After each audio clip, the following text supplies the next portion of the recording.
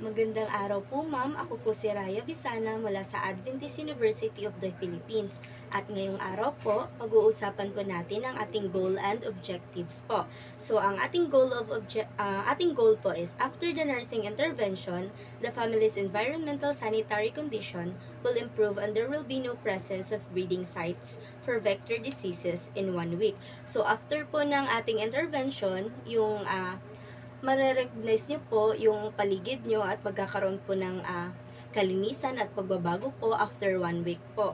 Then, ang ating objective po is after the nursing intervention, the family will be able to recite what is clean environment, knowledge importance of a clean and healthy environment, identify diseases that can be acquired in an unclean environment, define the importance of preventing the identified diseases, and enumerate how to maintain a clean and healthy environment.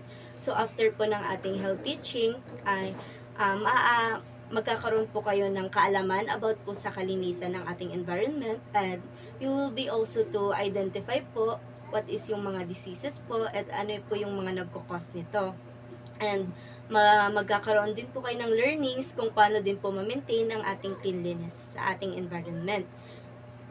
And also, i-discuss ko after po ng discussion ko, which is yung nursing intervention.